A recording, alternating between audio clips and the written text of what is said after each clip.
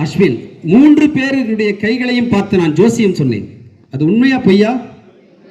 பொய். என்னது? இந்த கைகள் சாதாரண கைகளா?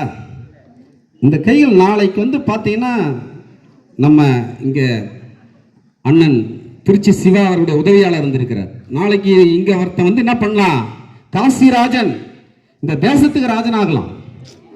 அவன் வந்து ஒரு நாடாளுமன்ற உறுப்பினர் ஆகலாம், ஒரு அமைச்சர் ஆகலாம், நிச்சயமா ஆகலாம். அதுக்கு அடுத்ததான் அந்த ஜீவா மாவட்ட ஆட்சித்தலைவர் ஆகலாம் அல்லது மருத்துவர் ஆகலாம்.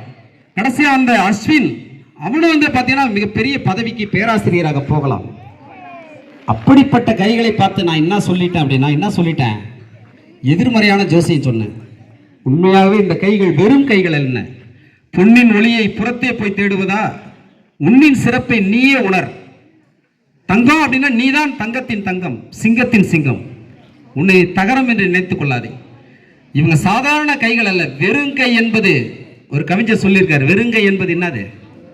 மூடத்தனம். வெறுங்கை என்பது மூடத்தனம். அந்த பாட்டு தெரியுமா? அந்த பாட்டு தெரியுமா?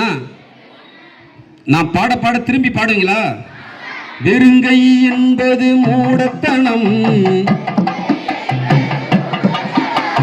விரல்கள் 10 மூலதனம், கருங்கல் பாறையும் நொறுங்கிவிடும், உன் கைகளில் பூமி சுழன்று வரும், விழி விழி உன் விழி நெருப்பு விழி, உன் விழி முன் சூரியன் சின்ன பொறி, எழு எழு தோழா உன் எழுச்சி, இயற்கை மடியில் பெரும் புரட்சி, தோள்கள் உனது தொழிற்சாலை,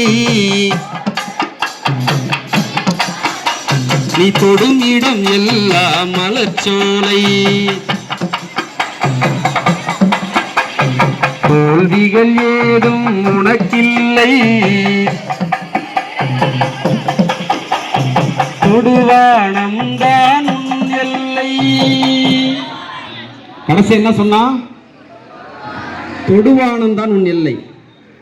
நம்ம லட்சியம் வந்து வானத்தை தொடுவதாக இருக்கணும். எல்லாருக்கும் என்ன தேவை? ஒரு லட்சியம் தேவை. என்ன தேவை? லட்சியம் தேவை. நம்ம வானத்தை தொடணும் அப்படின்னு நினைச்சாதான் இந்த மரத்தோட உச்சியாவது நாம் தொட முடியும்.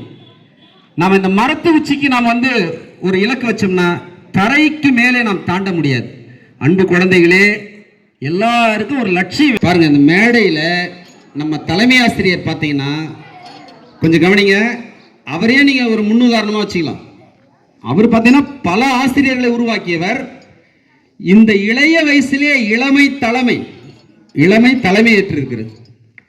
என்ன புரியுது என்னன்னு சொல்லிட்டு சின்ன வயசுலேயே அவர் தலைமை ஆசிரியராக வந்துட்டார். இன்னும் எதிர்காலத்தில் அவரு வேற எந்தெந்த பதவிக்கு போவார் சொல்ல முடியாது.